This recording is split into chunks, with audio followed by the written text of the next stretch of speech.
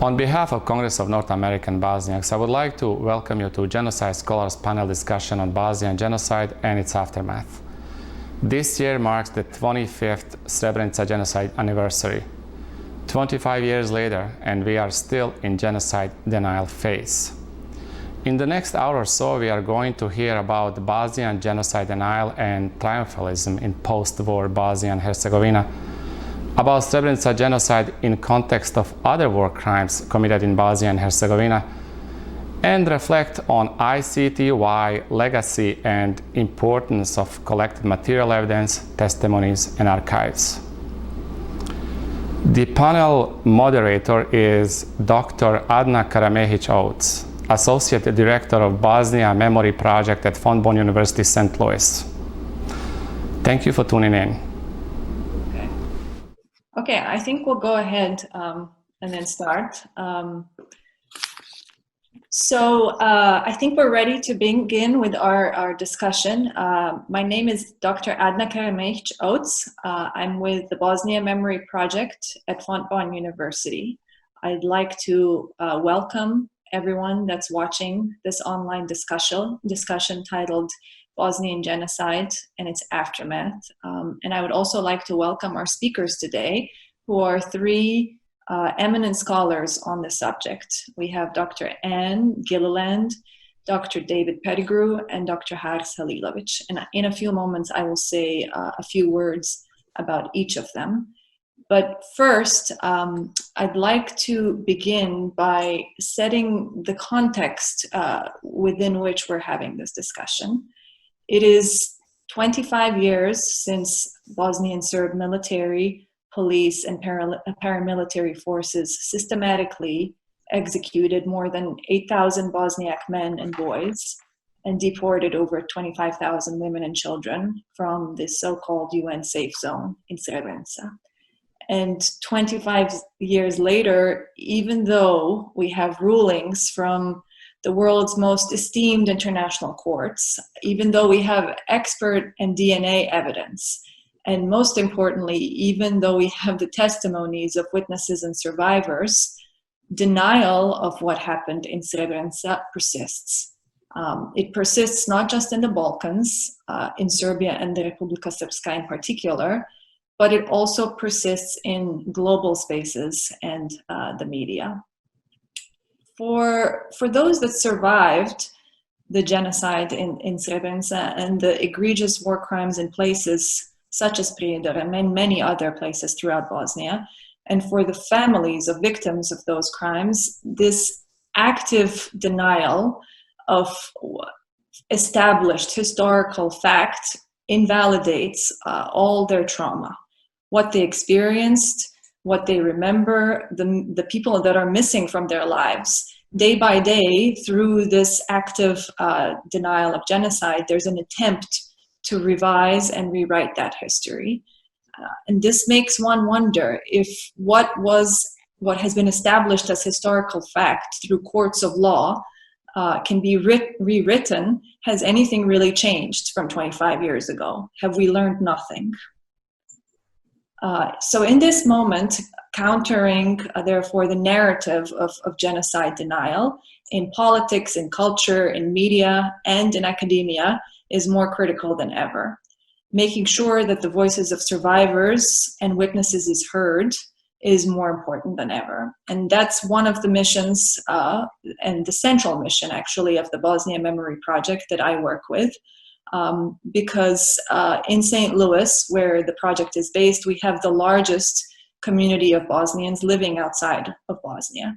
And the majority of them are from the area around Srebrenica as well as from around Prijedor. And of course, that is not a coincidence.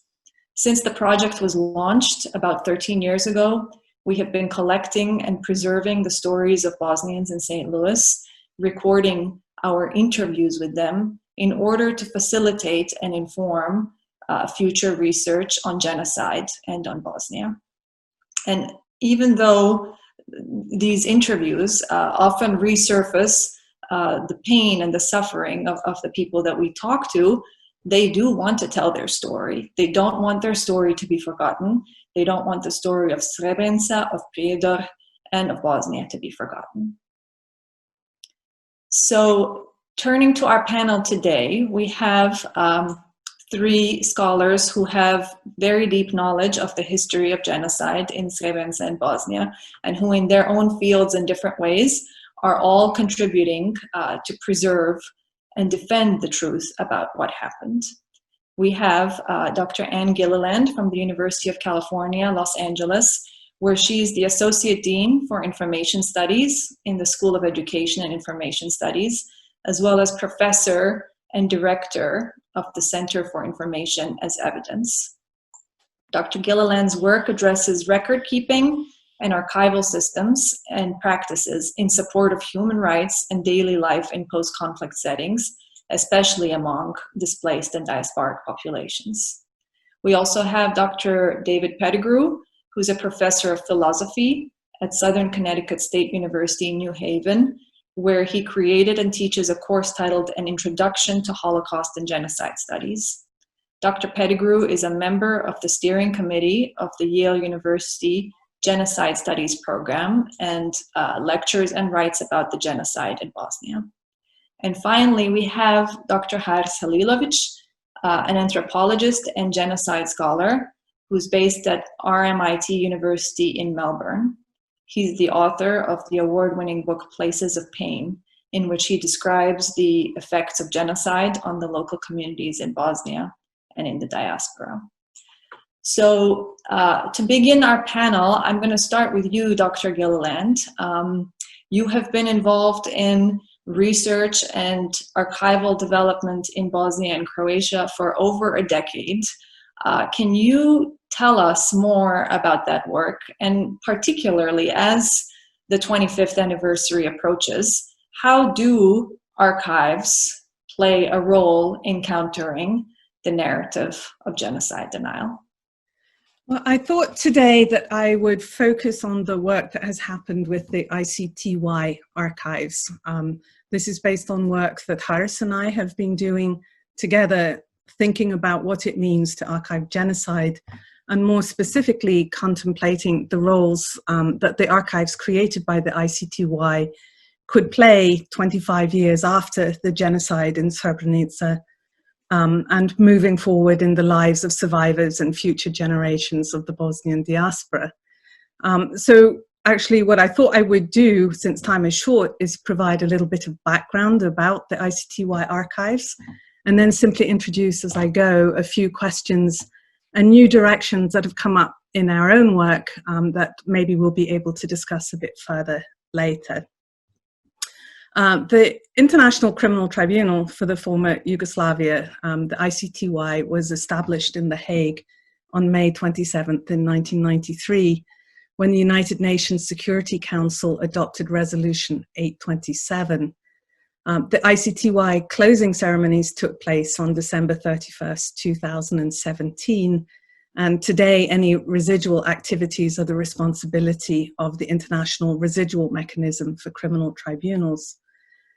Nothing like the ICTY had been created before.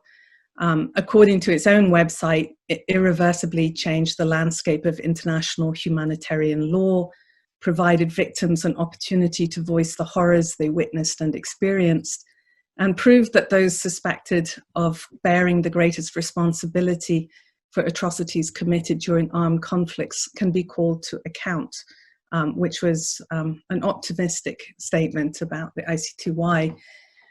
It began its work even as the conflicts and atrocities between different ethnic groups within the former Yugoslavia unfolded, and thus was operating during and not after the conflicts, trying to establish facts and patterns of what had actually taken place. Through its activities, the ICTY both gathered and generated more evidence, and evidence in more forms than had ever occurred before, even in the Nuremberg and Tokyo war crimes trials after World War II. The evidence included video and transcripts of courtroom proceedings, the testimonies of eyewitnesses, experts, and of course the accused, official records and other documents, photographs, satellite images, forensic evidence, and many other artifacts, a massive archive. All of the evidence needed to be organized, described, and preserved as an archive in the most effective ways to support the ongoing work of the ICTY, including working in the languages of the court, and ensuring that the integrity of the evidence could be demonstrated not only in the courtroom to the satisfaction of judges who might also be unfamiliar with and skeptical of evidence produced in digital form, but also in the court of public opinion, and especially among genocide deniers and revisers, would-be revisers of history. Archivist Tom Adami in 2007 discussed 4 different ways of looking at the immense and complicated archive that emerged out of this work. First, as an archive of history and experience, an archive of process, an archive of jurisprudence, and an archive of an institution.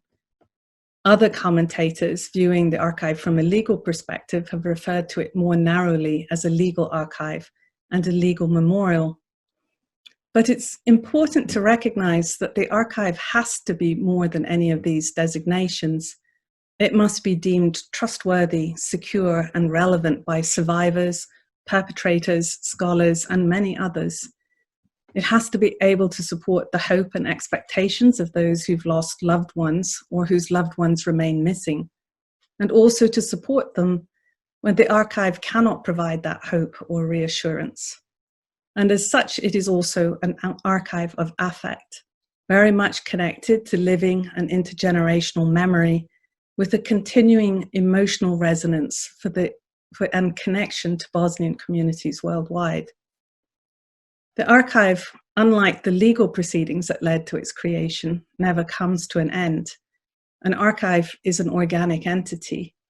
Although this archive is no longer actively acquiring new materials, it will continue to provide new insights to answer questions we previously thought were unanswerable and couldn't be answered in the court, and to support survivor communities in new ways as more of its contents become publicly and digitally available. As new smart technologies are applied to mine and discern patterns in the data it contains, and as it becomes possible to link up the contents of related archives, such as your own, testimonies and personal stories from across the region and around the world. Mining and linking also holds out the possibility of addressing perhaps the biggest question of all. How could it be that even with such a massive amount of evidence, it still proved to be so difficult to establish to the satisfaction of a legal tribunal that there was a deliberate state genocidal intent at work in Bosnia, and repeated patterns of enacting that intent? As an end to the work of the ICTY began to be contemplated, questions increasingly arose about the future of this archive, including where it should eventually be located, since The Hague was a court, not an archive, and many of the materials had been drawn from multiple countries and official and personal sources, and thus it had many different provenances and affiliations. Whether digital copies of materials were sufficient and trusted representations of the originals, how other archives who have copies of the same materials might manage and present those materials perhaps differently, what materials should be made accessible to whom and how, could the contents of the archive be used to promote reconciliation, and could the very presence of such an archive deter impunity in the future? In 2007, the ICTY and the ICTR, the Tribunal for Rwanda, launched an archiving study of whether to pursue the establishment of a single joint archive, 2 separate archives, or multiple archives. In 2011, speaking in a public relations video on the future role of the ICTY archive after the anticipated end of the tribunal, Registrar John Hocking predicted that courtrooms, classrooms, and war rooms will carry on its work. And another ICTY official, Eric Gordy, stated in another video, "We have one of the most completely documented incidents of mass violence in the history of humanity." However, in 2013, legal scholar Kirsten Campbell noted the contentious legal memorial function of the archive and criticizes it for failing to open a transitional space. she pointedly asks, to whom does the archive belong? Is it simply a collection of documents, or is it a tool for reconciliation? In 2015, the ICTY began to transfer judicial records to the mechanism, and it launched its first online exhibition in 2016. According to international law and human rights scholar Jennifer Trahan, the establishment of a solid historical record and extensive documentary archive is one of the benchmarks for measuring the juridical or prosecutorial accomplishments of the ICTY. But she continues, creating this record has unfortunately not silenced denial of crimes in the region, nor has it resulted in the acceptance of one narrative as to the war or crimes committed. And it was perhaps not reasonable to think a tribunal could accomplish either goal. Yet having this vast historical record based on documentary evidence certainly lessens the space for denial. And so just to return to your opening question, the kind of work that I have been engaged in, I would say that between 1993, when the tribunal was set up, and today in 2020, the entire field of archiving has changed dramatically in ways that hopefully will be very much to the benefit of those who seek to use the archive. A broadening of the notion of what constitutes archival evidence and records allows for more innovative range of archival techniques to be applied to analyzing both the contents and the silences of the archive, recognizing the importance of the roles that can be played by the archive in ensuring justice is done and the public is educated about what actually occurred, thereby promoting understanding and possibly even repair and reconciliation. And finally, and perhaps most importantly, in line with the ethos that is driving what we call community-based archives, which would be close to your own work, placing the needs of victims and future generations at the center of archival activities and decision-making, contemplating how archives can address the missing and the dead, as well as the needs and the imaginaries of those who survived and their families and communities. Thank you, Dr. Gilliland. I think absolutely you're right. The archive has contributed to narrowing that space for genocide denial. And in the discussion, I would love, to discuss more about how could archives also be a tool for reconciliation. What are the ways that they can be used as a tool for reconciliation? Why that has not also, in your view, happened with this particular case. I'm going to move to Dr. Pettigrew now. Dr. Pettigrew, you have written about the geography of genocide in Bosnia. Could you tell us more about this, about Srebrenica in the context of other war crimes in Bosnia? And I should also note that in addition to writing and lecturing and teaching on Bosnian genocide, you have also been an academic activist, if I can say it that way, on this issue, using your expertise to publicly protest, for example, when the Swedish Academy presented the Nobel Prize for Literature to Peter Handke. So it would be great to hear also your thoughts on what academia and academics can do given the pervasiveness of genocide denial. And that can be in your presentation or also in the discussion section afterwards. Great. Thank you very much for inviting me to participate. Thanks to the host of our program. With respect to the concept of the geography of genocide in the context of genocide in Bosnia, I would say that I developed the concept based on my research and activism in Bosnia, that is to say, on the ground in Bosnia, and also through reflection on the etymology of the term geography, derived from the Greek geographia, an abstract verbal noun that means literally earth writing or writing on or about the earth. So I took this concept to to mean a kind of active, transformative element that you hear in this in the geography of genocide, or perhaps better, the phrase genocidal geography, in the sense that, and here we go quickly from the abstract to the concrete, that the founders of Republika Srpska violently transformed the terrain. So there was an active genocidal geographic naming, mapping, and exclusion with the declaration of Republika Srpska.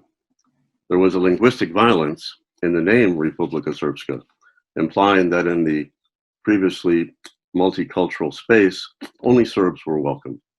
Further, the arbitrary ethno-territorial delineation or mapping, obviously involving geographic dimensions.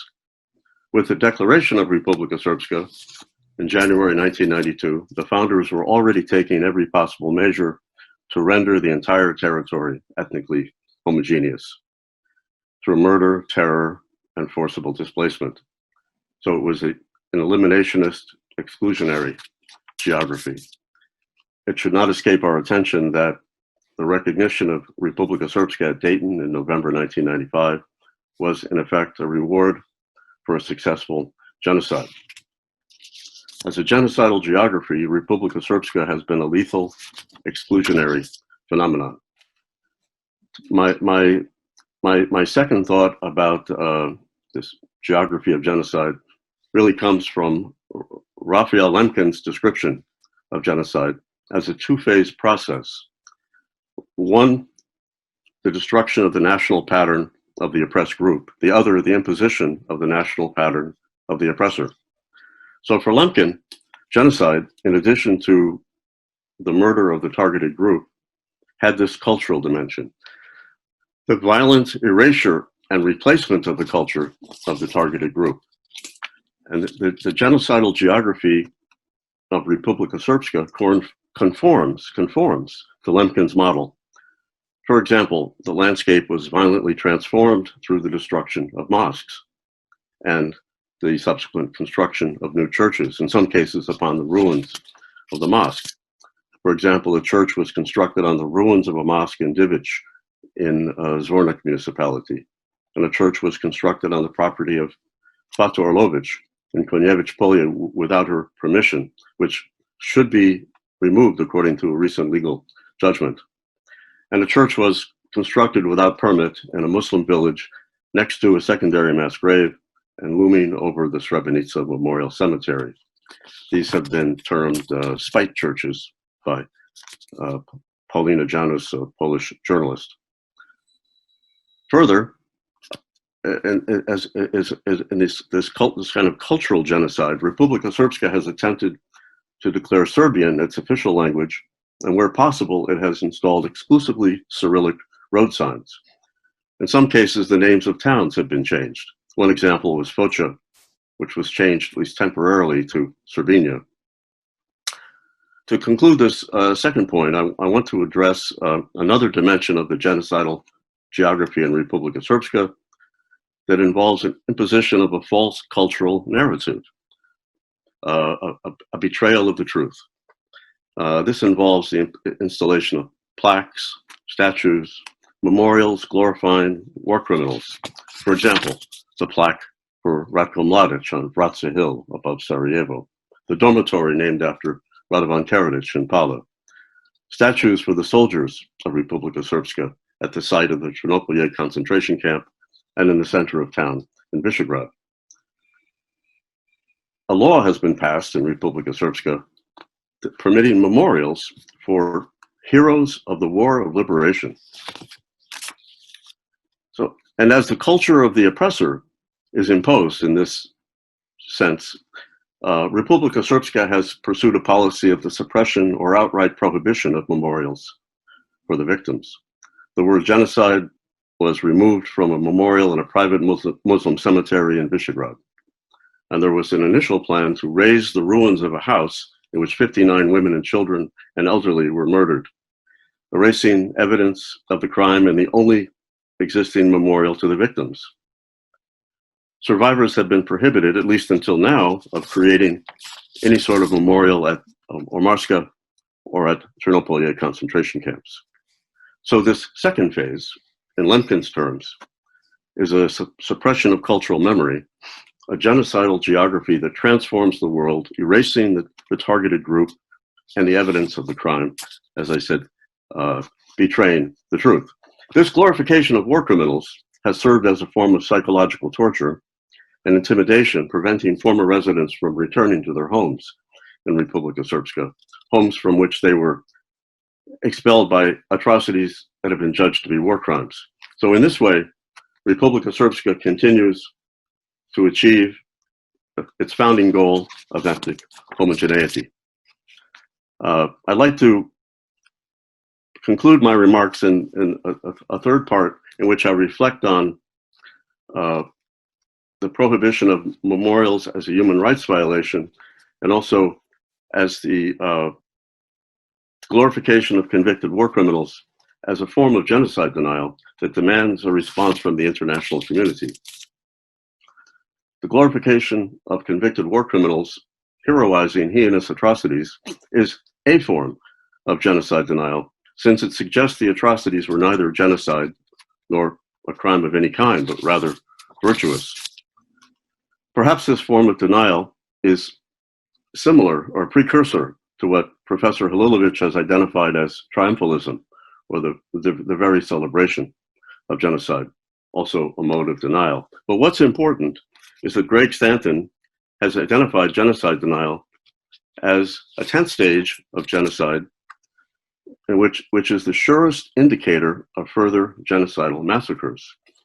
And in this form of denial, I'm identifying in this form that I'm identifying in the genocidal geography of the glorification of convicted war criminals does not have to be pronounced by any leaders of Republika Srpska or Serbia, although they themselves deny the genocide. This form is already woven into the cultural fabric of Republika Srpska in the name, in the territory, and the memorialization of its heroes. This problematizes the theme of aftermath of genocide, since with the recognition of Republika Srpska, the suppression of memorials for the victims, the glorification of criminals, the genocide continues in another mode and threatens to happen again or escalates. So to respond to your question about my human rights activism as an academic, I would say that against the backdrop that I've described, I have attempted to publicize these human rights violations and aspects of genocide denial by writing open letters to international officials, op-ed essays, press releases to try to, for example, protect the Peroniska Street house and the memorial in the Visegrad Cemetery, and to ensure the right of victims to install memorials in atrocity sites, or what Professor Holly Levitch has called the places of pain.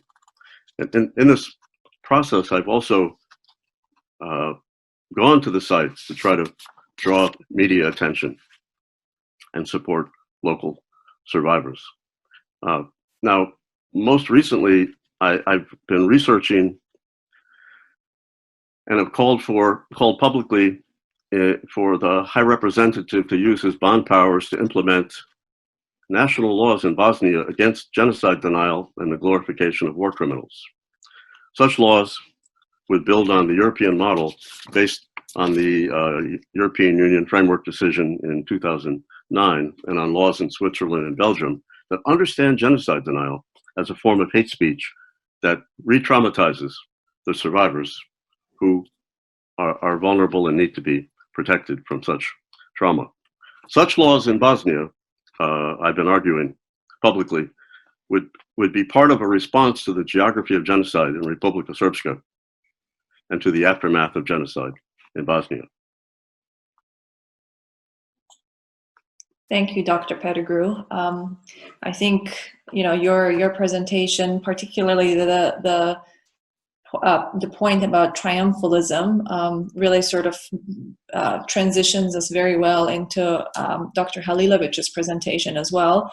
But I certainly want to follow up in the discussion section. You're clearly alluding to this stage now emboldening genocide deniers and sort of almost setting the stage for what could possibly come next when they know that there's no punishment for those kind of statements and active denial. So that's definitely something to address in the discussion section. So Dr. Holly Levitch, turning to you, and this term triumphalism as a stage of genocide that you have said is particular to Bosnia's case. It's a stage that goes beyond genocide denial and transitions into this actual celebration of war criminals as heroes. Can you tell us, how are you, from your work, how do you see this play out in different sort of formats in Bosnia and the accelerated stage that it's happening at? Thank you very much, Adna. Thanks for organizing and hosting this event. And I would like to thank my dear colleagues Ann and David for this setting the scene, even for what I would contribute to this session. Genocide studies is a interdisciplinary area, and as David and Ann and many other colleagues would demonstrate, we come from different disciplines and use different methodologies, look at different aspects of genocide, in the end really to contribute to one larger body of knowledge about understanding genocide and also about identifying how genocide could be prevented. So that's one of the main points of studying genocide. When it comes to the role of anthropologists, which is my role, we focus on everyday realities of communities who went through genocide, on places where genocide took place. We look at the culture, at how identities and memories have changed. And in particular, in my work, I have been looking at post-genocide society in Bosnia and Herzegovina, and also how that post-genocide reality has moved with the people who settled in diaspora in some places like St. Louis, like Melbourne, and many other places across the world. Our colleague, Professor Gregory Stanton, has developed a very comprehensive list of stages of genocide. Not only list, actually has described all the conceptually different aspects of genocide. At least 5 of these initial aspects of genocide take place in the domain of the culture. So it's not only the actual killing, physical extermination, which most people and most legal practitioners focus on. That's not the only aspect of genocide. In order for massacres of that large scale, with intent to destroy a whole people in part or in whole, to happen, a certain preconditions need to be met. And these preconditions are happening in the domain of culture. So, as Professor Gregory Stanton has described, they involve classification, symbolization, discrimination, dehumanization as the next stage, following organization, polarization between different groups, then preparation, physical, logistics, military, and so on, persecution, really then going after people, resulting in final extermination and denial. So all these stages we can observe retrospectively how they took place in Bosnia and the region of former Yugoslavia, with ideas about genocide, with even the word genocide coming from the Serb Academy of Sciences and Arts in the 80s, where kind of the genocide that were to take place in Bosnia was seen as preemptive genocide, kind of to prevent genocide against Serbs. So there was already a narrative being created by intellectuals, by writers, by people whose work was more in the domain of fiction rather than in documentary domain. And then we saw what happened from the classifications of different people, from the narratives about green transversal, as I think that's probably the closest translation of the Zelena transversala concept, to ethnic cleansing to concentration camps to massacres and then mass graves. But what happened at all these stages was that genocide was either denied, that it was happening, it was hidden through mass graves sites, through physical extermination of people at hidden locations, to then destruction of documents. And the role of archivists, in particular in the ICTY, has been very important in retrieving, but also then interpreting and validating all these different documents that represent material evidence of the intent to destroy Bosnian Muslims as a people. Denial has continued after the genocide, and because it was not punished at a kind of larger scale, or the sentences that the Hague Tribunal gave to several perpetrators for the direct involvement in the Srebrenica genocide. I read recently that some 700 years of prison were given to the perpetrators for the Bosnian genocide. But not much was implemented on the ground. So the responsibility was reduced down to individual responsibility. The legacy of these crimes, as David described, continues to exist in the form of Republika Srpska, and institutions, even those that participated directly in the genocide, like the Serb police or MUP of Republika Srpska. It's still the same institution. The same symbols, the insignia that were used during the war still are the symbols of the perpetrators and the whole people as they see it. So not much was changing on the ground, which led not only to denial, it went to the next stage, which is triumphalism. And some of that triumphalism David has listed. So changing the landscape, renaming places, putting exclusive monuments and cultural institutions such as Serb Orthodox church buildings. But in the domain of culture and everyday realities, it went even further, so that we have now within popular culture, genocide, triumphalism, celebrating what happened in Srebrenica has entered the ordinary people's, every day. So that at the weddings, for example, the songs celebrating, glorifying Srebrenica genocide are very often part of the entertainment.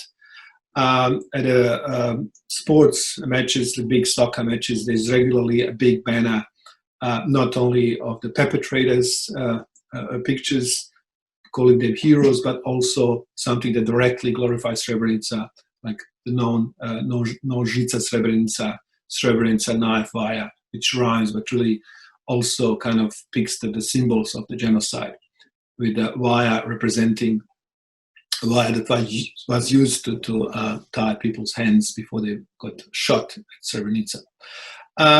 In the domain of high culture, this also happens. In the domain of entertainment, the popular TV Happy in Serbia, for example, has been a place where perpetrators of genocide are regular guests, where jokes about genocide are being made by the hosts and their guests. A body of literature and the fiction has been also produced glorifying what happened there. So we have entered a new phase, so not the 10th phase, which is genocide denial, but literally genocide triumphalism. And this is kind of happening at the perpetrator's side, and it inflicts pain and adds to the suffering of the survivors. In terms of post-genocide culture in Bosnia, we also have completely new moment in history.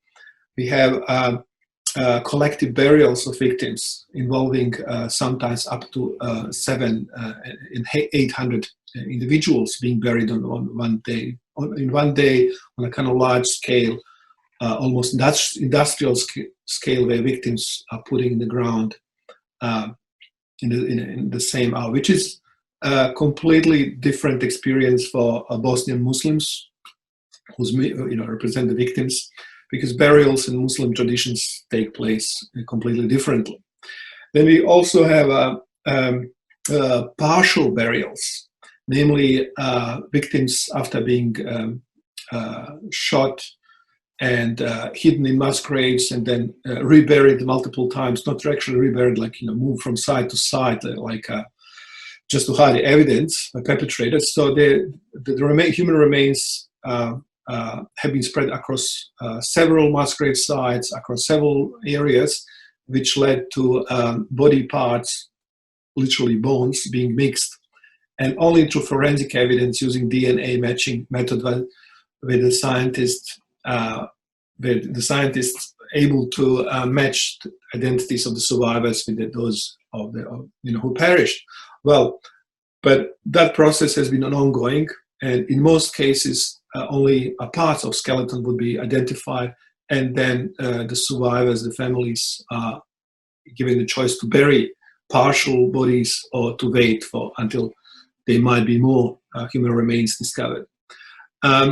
This has led to again new practice, new funeral or burial practice that never existed before in Bosnia, at least, where one individual is buried multiple times. In addition to the main burial, they are called as reassociation by forensic experts, reassociating part of the skeleton. But in reality, this means digging up the grave, the old grave, which might have been there for a few years, and then adding another part, and maybe a year later adding another part, and so on. So it's an ongoing process.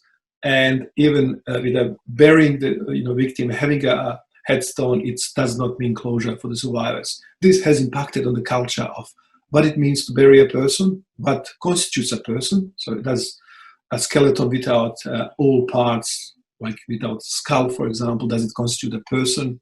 Does one bone constitute a person? This is something that post-genocide society in Bosnia has been grappling with. Very often, this is mostly, something that survivors might talk about with each other, or the experts involved in identifying the victims, discuss with the families, rather than something that we broadly all know about, to talk about, because it's something that's very hard to talk about. It is one of the many taboo themes that post-genocide culture in Bosnia is dealing with. Similarly, in the diaspora, and you would know through your work in St. Louis, a lot of planning, a lot of life in diaspora is directly linked to what's happening, or in what took place in Bosnia. And this didn't stop once people migrated to St. Louis, to Melbourne, but it continues to affect their daily lives. I have observed how people live, how they memorialize their losses. Most of the people who now live in the diaspora are in some ways connected with the atrocities, with the genocide that took place in Bosnia, and some are more directly than others.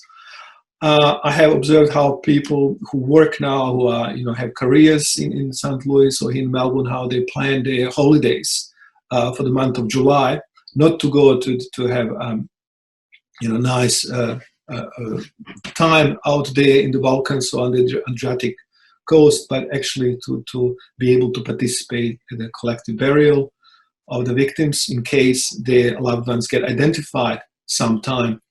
And the process is that identification process takes a long time, and then the families are usually notified, at short notice, sometimes a fortnight, sometimes a month before the burial is to take place, and then they need to organize their travel to Bosnia. And in order to be able to participate in these very important rituals for them, they plan their holidays every year for the month of July, and sometimes this involves negotiations with their bosses who are not willing to give them two weeks, for example.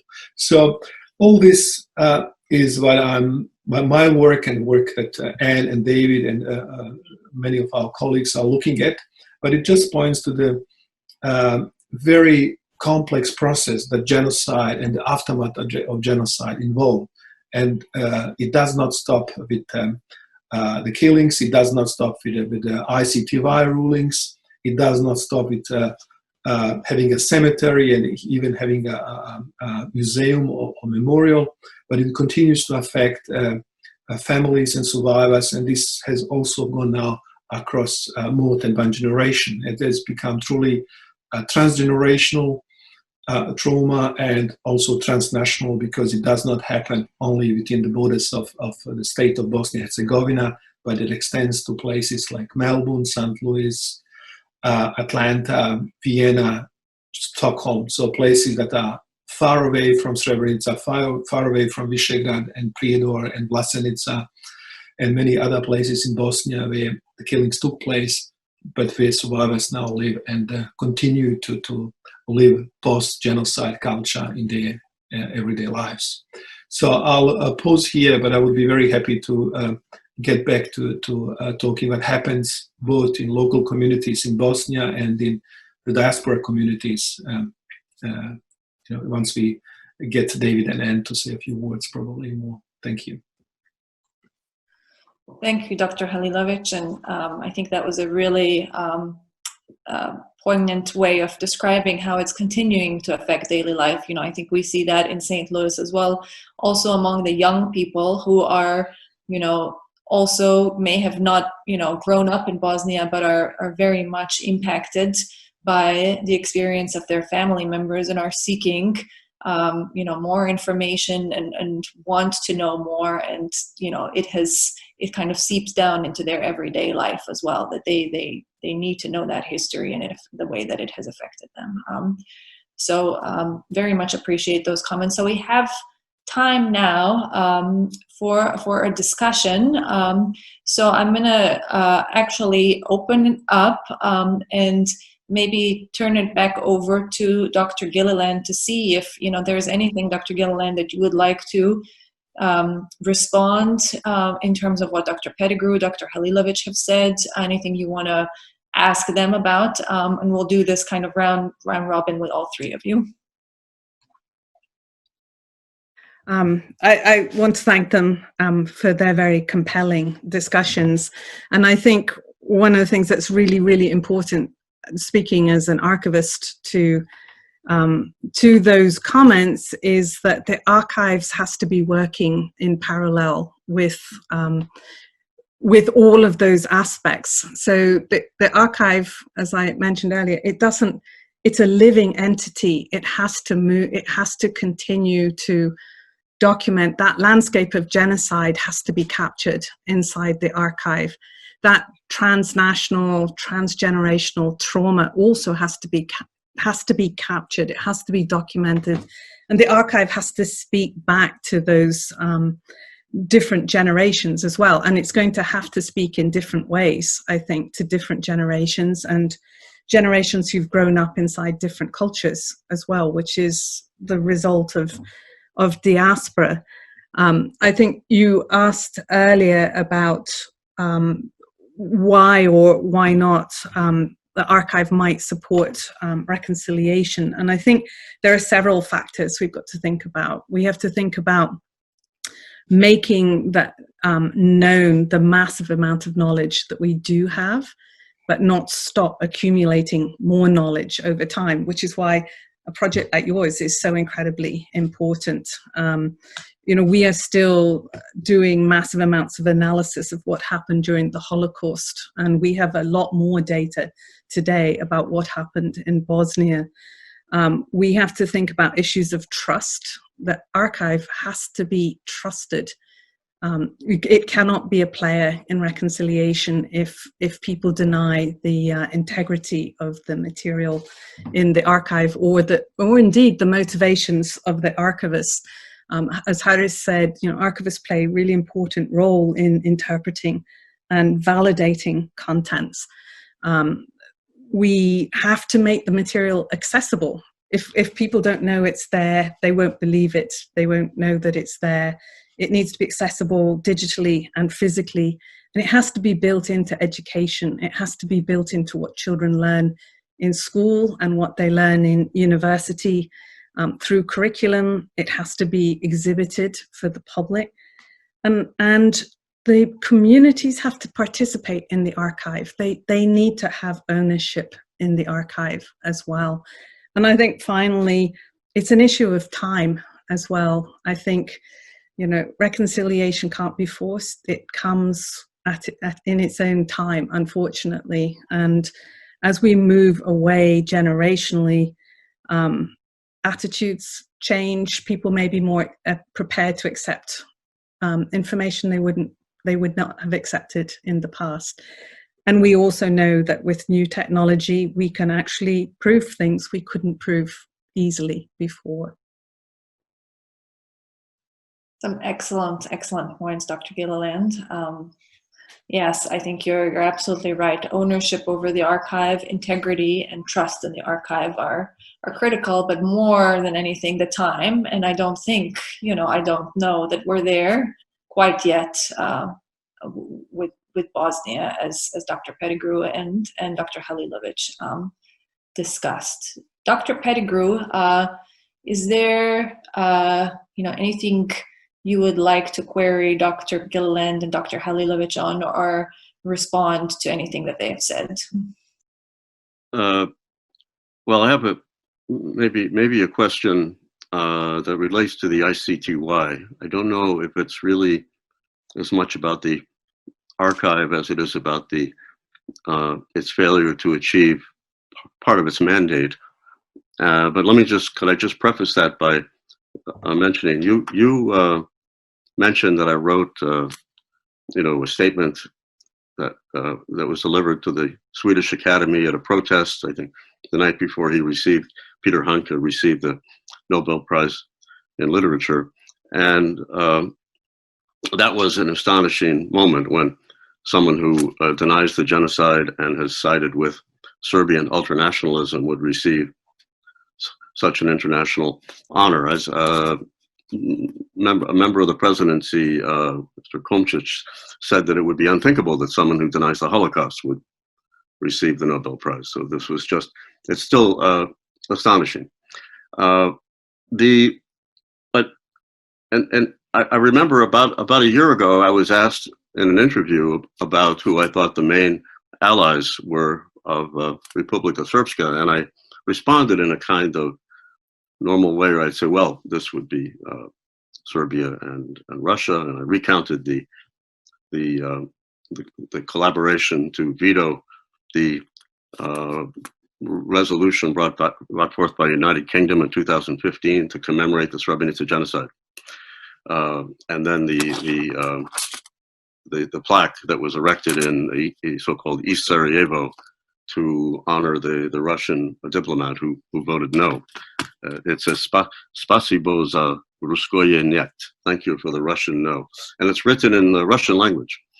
So I was having this conversation, but then in the fall, there was France. The president of France was making statements about Muslims. It was kind of anti-Muslim or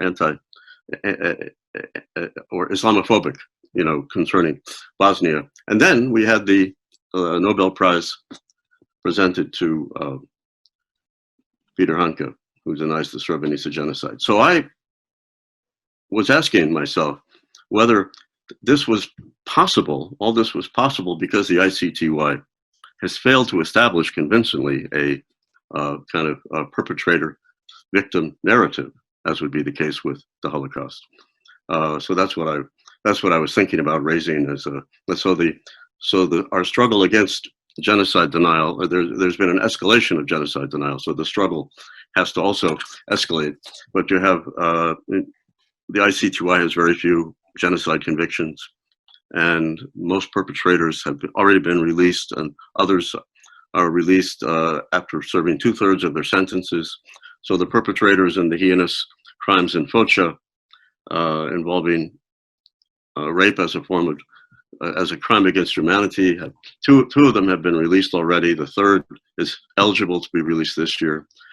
The Goran Jelisic from Brčko, he called himself the self-styled Serb Adolf, is scheduled, he's eligible to be released this year. So this seems to create a sense of cynicism and a lack of faith, or a lack of hope. And I think I liked what you said about the archive as an archive of affect. So I think that was extremely important. But I think there's also a way that now what I just wanted to specify to conclude my comment, that it seems to me that the mandate where they've fallen short is the tribunal has not contributed to peace and stability, which is in the region, which is part of their mandate. And so that's what I'm concerned about, and what's motivating me to think about how to be more effective in the fight against genocide denial. I'm not sure whether you want me to reply to that or not, because my focus is the archive, but I do believe that there are things that we can do through the archive that you cannot do through a court, and the archive will live for a much longer amount of time, and society will change, and society will also look at court proceedings as happening at a particular moment in time, and making decisions that are time bound.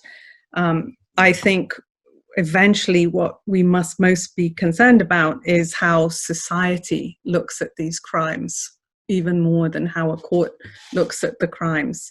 That society will judge these to be heinous acts regardless of how a court decides. And I think the archive helps to substantiate that. And the other thing is that the archive lives longer than any of us will live, and longer than our children will live too. So the archive is what makes sure that knowledge continues forward in time. Thank you, Dr. Gilliland. Dr. Holly Levitch, do you want to add any comments in response to Dr. Pettigrew's and Dr. Gilliland's remarks? Maybe just, I'll try to be brief, but in terms of talking about reconciliation, which is a term that usually dominates talks and discourse in post-conflict societies from Asia, Africa to the Balkans, what is important to remember, and maybe to go back to what Ann and David have also talked, is that the genocide is a very complex but also well-documented process. When it comes to the Bosnian Genocide, it's it's best documented mass killings and human rights violations in modern human history. The context in which the genocide happened, but also the aftermath of the genocide in terms of historical context, is also very important. We got for the first time biomedical technology involved, where actually human bodies become part of archive as well, or the DNA matches, they literally become archived blood samples, and then also matches, and they are turned into science, the hardcore science that can't be really challenged by anyone, because the identifications are 99.8% in most cases. So that's one aspect where we have this huge amount of evidence collected, documented, validated, and available for anyone who wants to know, who wants to research.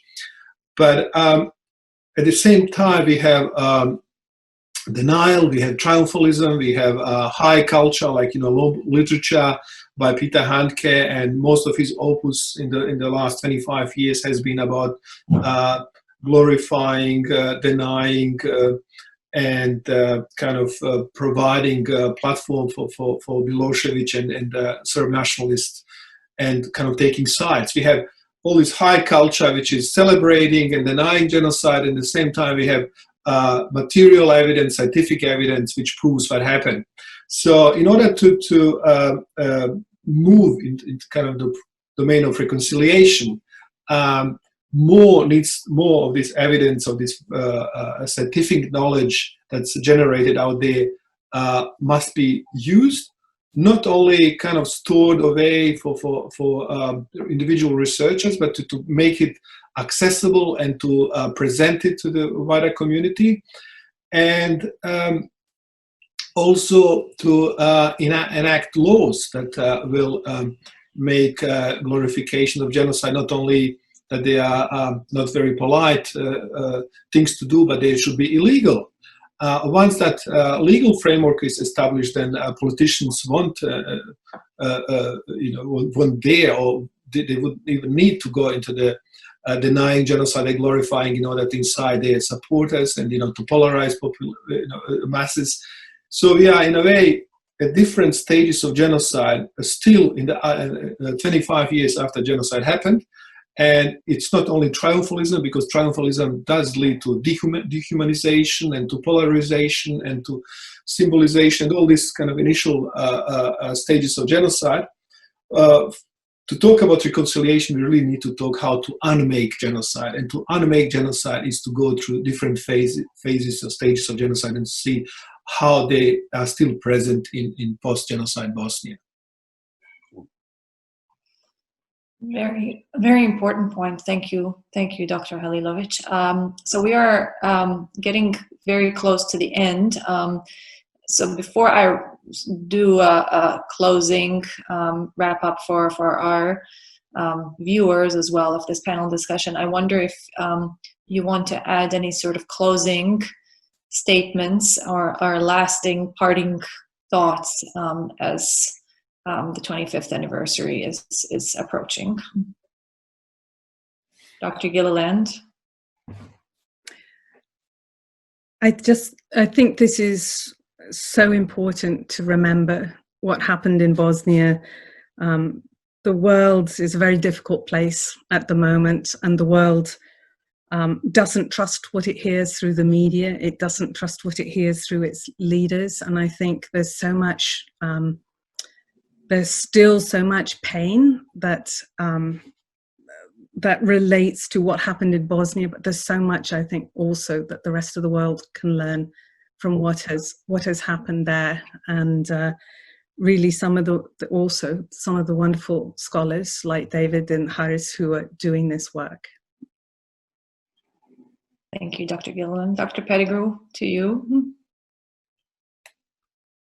Well, thank you very much. I think that at a time, in response to that question, I would say that my thoughts would be with the families who will be burying their loved ones, and with those who have had the courage to return to Srebrenica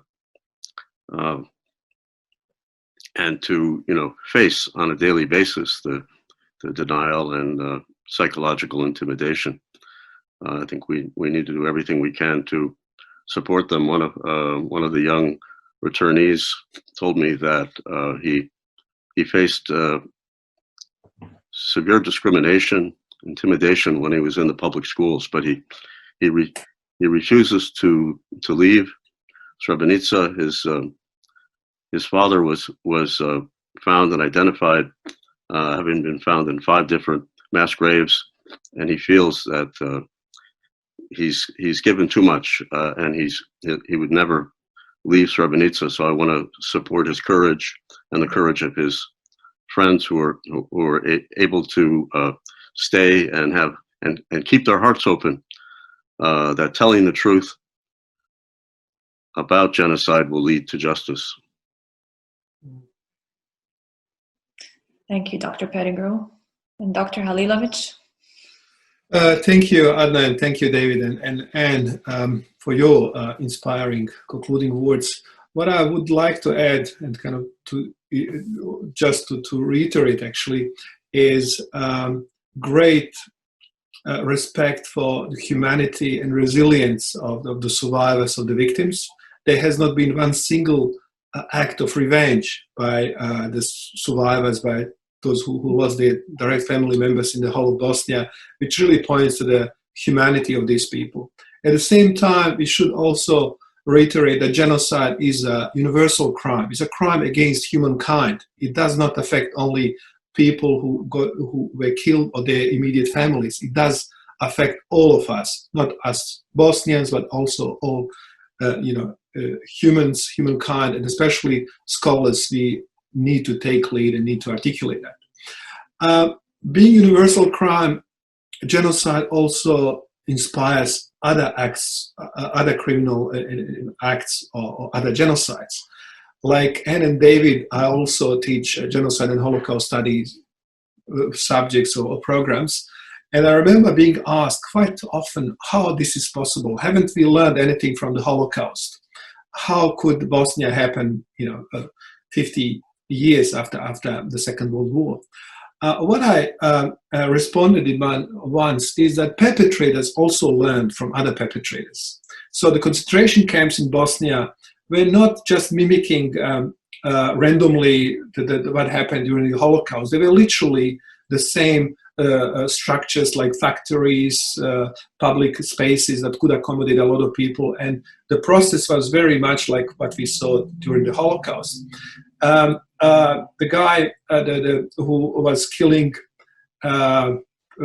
detainees, the civilians in Brčko, Adolf, Goran Ilicic, he didn't choose the nickname Adolf just randomly. It was to symbolize Adolf Hitler. So the perpetrators learn from each other. What happened in the post-genocide world, in the post-Bosnia world, if you like, is that perpetrators, lone perpetrators who identify as white supremacists and who committed horrible crimes in the most unexpected places and countries like New Zealand and Norway, were inspired by the atrocities, by the genocide perpetrators in Bosnia, by their manifestos which they left. They directly refer to Bosnian genocide, to the Serbs, they add to Islamophobia and so on. So that's why it is important, it's an imperative to study genocide in Bosnia and to actually talk about these issues and to unmake genocide, not just to leave it as kind of history that was concluded in 1995 and it might affect some individuals, some survivors. It does affect the whole world still, as we could see with the massacres that took place in Norway and New Zealand, both inspired by Ratko Mladic's genocide in Bosnia. Thank you, Dr. Holly Levitch. And actually I want to thank all our three really excellent panelists for thoughtful presentations, but also sobering, I know for all of us, presentations. And I think they were a reminder of the challenge that is still before us. This triumphalism stage is, a very worrying and very worrying development, at the global level, in the Balkans, and it reminds us that we need to keep defending the truth about what happened. And really, for victims and their families, this remains one of the most important, if not the most important, forms of justice, to keep telling the truth and reminding the truth. And thanks to all of those who joined this online discussion. Let me use the opportunity to call on you to participate in building this archive of testimonies of what happened. It's a very critical aspect of countering the narrative of genocide denial.